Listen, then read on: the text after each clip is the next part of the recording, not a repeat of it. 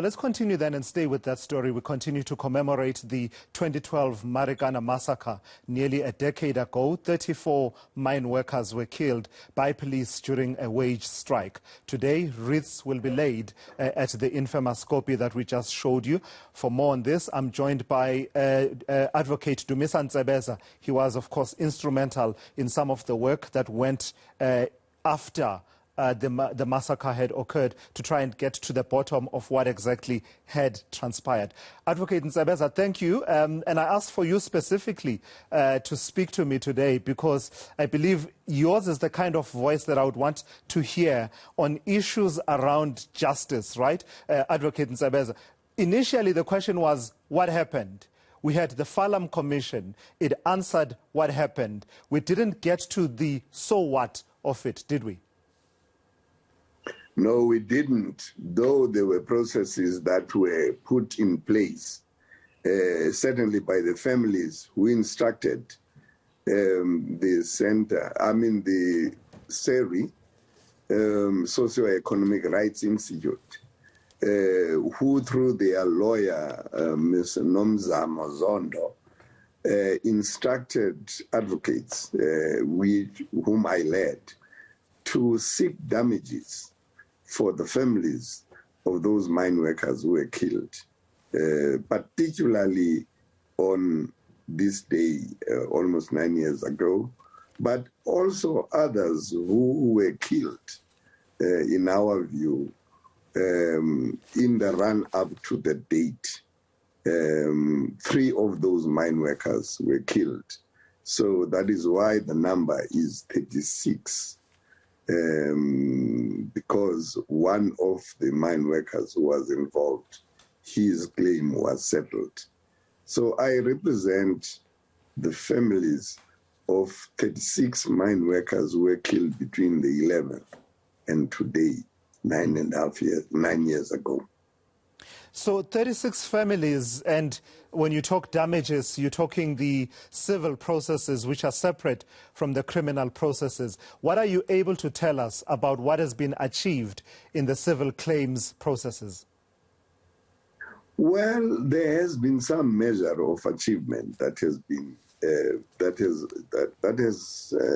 has come about because our approach was that rather than renew the wounds that are seeking to heal by going through a trial which would be protracted, we need to find a way in which we could talk with the Ministry of Police and try and settle the claims by the families of the mine workers who were killed, particularly on that day. Hence, there are categories of damages, general damages, pain and suffering, but then, we're talking about people here who died. And therefore, the heads of damages stretch from something like an apology right up to damages, for dependence of those mine workers who got killed on that day. So we claim on behalf of their families, and we claim also on behalf of the widows, particularly. Then there's another lawsuit which is for people who survived the killings on that day, but were badly injured. But then they are represented by somebody else. One can never put a price to the loss of a human life, as well as what the remaining family loses in losing a breadwinner, in losing someone that they loved. The pain and suffering can never be quantified from what you've just described. But are you able to say something about the, the average settlement that you've been able to secure? I wouldn't be the one who should disclose. Okay. Because they are represented by attorneys, and the attorneys are the ones who take instructions. I can say this, and that is, we need to have the head of damages that we claimed, that is an apology. We thought that was going to be determined and settled without any fuss. But the police and the ministry are digging their heels.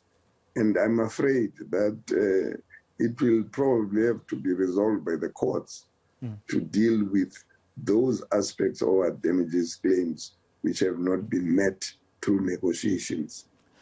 The other aspect, Advocate Ntsebeza, that I wanted you to talk to, and also drawing from your experience in the Truth and Reconciliation Commission, where you were part of that commission process and the subsequent lack of prosecution, despite the recommendations you had made in that process. But confining it to the Marikana processes and the Commission of Inquiry, the Falam Commission of Inquiry, what's your understanding of what the holdup is in the criminal processes? It's extraordinary, Advocate Ntsebeza, I would say, that as we speak, we don't have a person serving time in jail for having killed people in Marikana 9 years later. It's always the political will. Just as I have been saying the same thing with respect to the recommendations we made as the Truth and Reconciliation Commission for prosecutions to take place. And I think to date there have only been 2 or so successful prosecutions. And there's now an attempt to do prosecutions almost 30 years after the event. It's ridiculous. It can only be a lack of political will.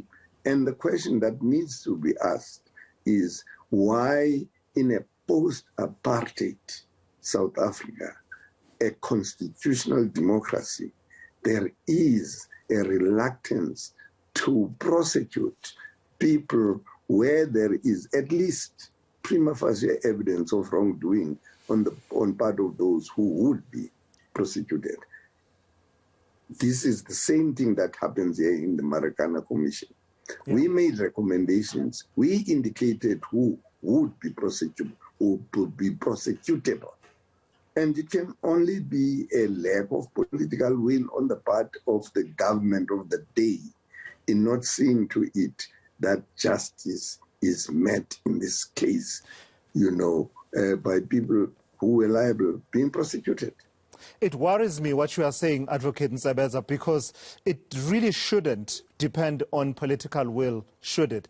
I mean, given the independence of the National Prosecuting Authority, the processes and the report of the Marikana Commission were very clear as to the steps that need to be taken and the decisions that the NDPP would need to make and, filtering through the prosecutorial system. So political will should have very little role. And you suggesting that actually the lack of political will is the stumbling block. It worries me about the institutions that should be dispensing justice.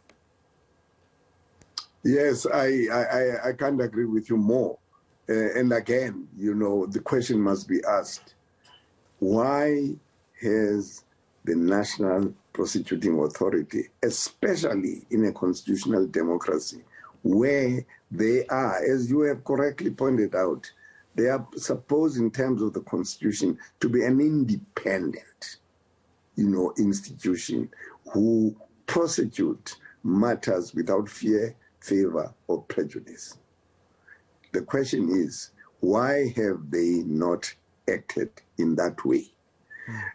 And we can find perhaps an answer to the Marikana saga in the kinds of answers that were given by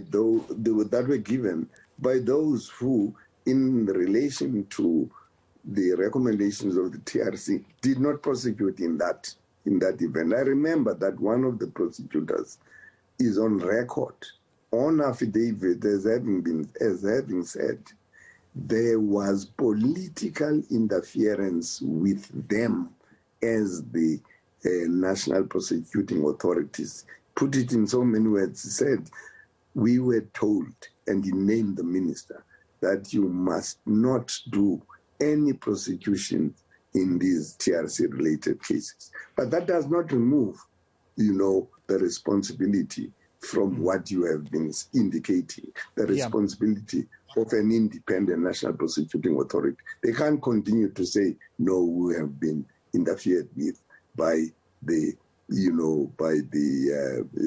politicians, the executive arm of government. They should be able to say, unfortunately, we have got a job to do, and we are going to do it. So we are owed many answers there by people such as Shamila Patoi, Advocate Mthunzi Maga, and the rest of the team there at the NPA. Certainly we are owed accountability in as far as the prosecution's part of getting to justice in the Marikana situation. Those people did not die, Advocate Ntsebeza, they were killed. It's as simple as that. Lastly, Advocate Ntsebeza, talk to me about our reckoning as a nation with the tragedy of Marikana, right? I get the sense, Advocate Ntsebeza, that what we're left with is sectarian, perhaps factional commemorations and streams of memory, rather than a common and a shared national reckoning with what happened in Marikana.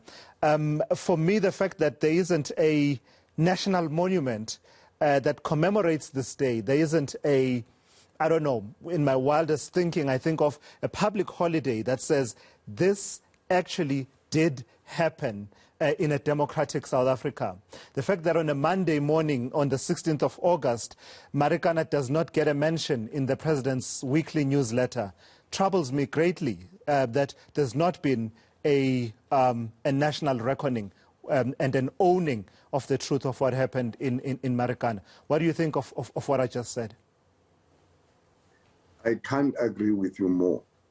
In fact, there shouldn't even be legal action taken by the families, by those who were injured. They should. I mean, you have taken words out of my mouth when I said, this is one of those events, that was never thought would happen in a constitutional democracy. I mean, we grew up during the struggle, remembering massacres that took place in the 60s, the Langa massacre, the Sharpeville massacre, the Bishop massacre.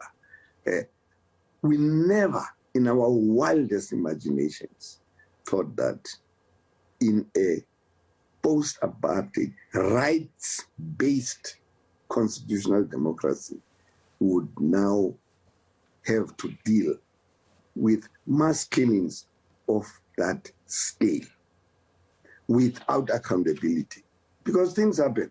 But then when they do happen, in a constitutional democracy where accountability is one of the foundational values. If you read the Constitution, when we talk about the foundational values of this Constitution, it lays a great score about accountability. Things should never just be swept under the table. But unfortunately, for those who think that this thing is going to go away, it's not going to go away. I mean, there is no way this society and the society that will come after it is going to forget that on this day, 9 years ago, 34 mine workers were killed in cold blood by the police. People who should have simply acted by way of protecting whatever they thought needed to be protected.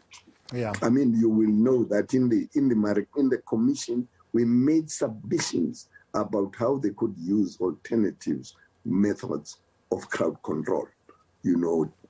Tear gas, stun grenades, water cannons, and all that. All of which had been demonstrated in modern day society throughout the world, where the police even face unruly crowds of more numbers than these people were confronted with on that day. But they use water cannons, they use all things, all manner of crowd control, which we tested in the hearing of the Marikana Commission. They should have done that. All right, Advocate Dumisa Ntsebeza, I've got to thank you for your time and your insights here on All Angles. He is, of course, an advocate that represents 36 families in their civil claims, but also a judge of the African Court for People and Human Rights. I'm pretty sure I'm getting the acronym incorrectly there, but Advocate Dumisa Ntsebeza, thank you for your time. In fact, he raises one of the issues that are always in focus when we talk about the situation in Marikana and the massacre there.